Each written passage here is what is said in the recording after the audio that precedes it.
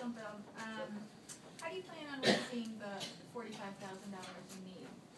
We have talked to some developers that are willing to design and code the website for equity in our company. We're not currently prepared to, we haven't gotten enough valuations for the development to currently make, an offer for them for equity. So that's something we're definitely considering.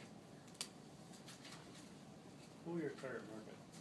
What was that? Who's your target market? Our target market is musicians who listen to any kind of music which sounds broad.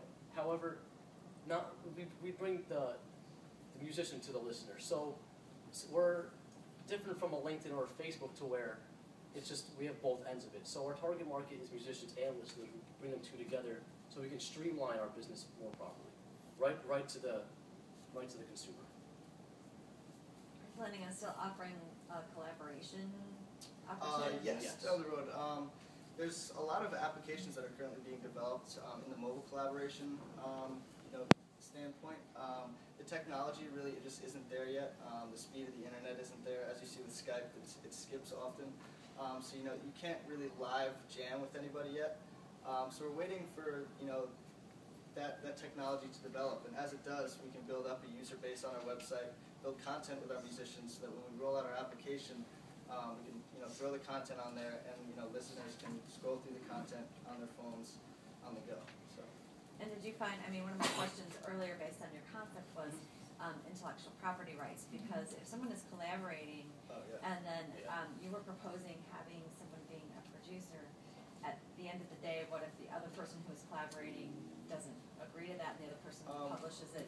We've talked to a few legal experts, and they've told us that the best way to go, and the best way that we see to go, is to go with the Creative Commons license, where you give the artist the choice to say you can use this much of my song, you can't use any of my song, and they can determine equity in the song amongst themselves.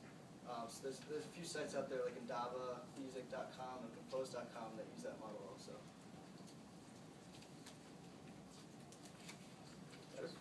How do you think you're going to get people the early adopters to start using this?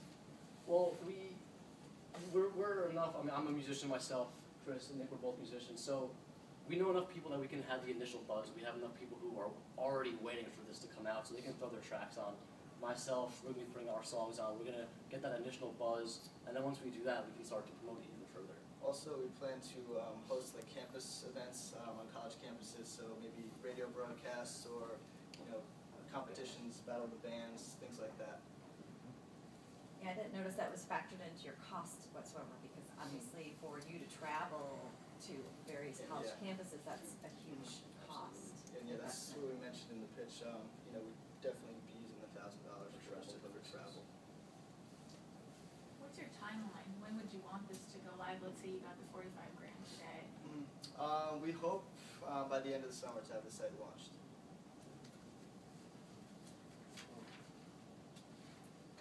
What percentage did or what type of the company that you went with that said that they offered to do the website prior and then take a cut of the company?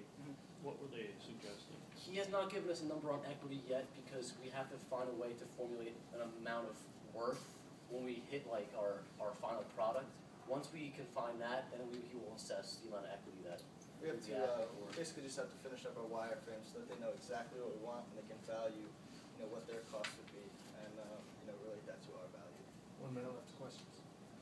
And what do you plan to charge for your service? So, as far as membership or the again, like I said, it would be a freemium model. So just like SoundCloud, the user would be able to use the website, upload their songs onto their personal profile. But as soon as they hit, say, 100 megabytes of content, so maybe 10, 12 songs, they'll be charged maybe $2.99 or $3.99. Exactly, I was just trying to look at that basically. Yeah, we really stress on not wanting the listener to have to pay any money at all, because we don't want to say, hey, pay us this money and lose the customer. We got to keep them around so they can continue to use our service and listen to more music. Do you feel you'd be able to create revenue using like banner ads or advertising on your site? Yeah. Correct.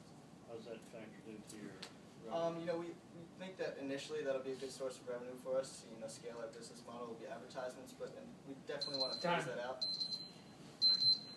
Good job.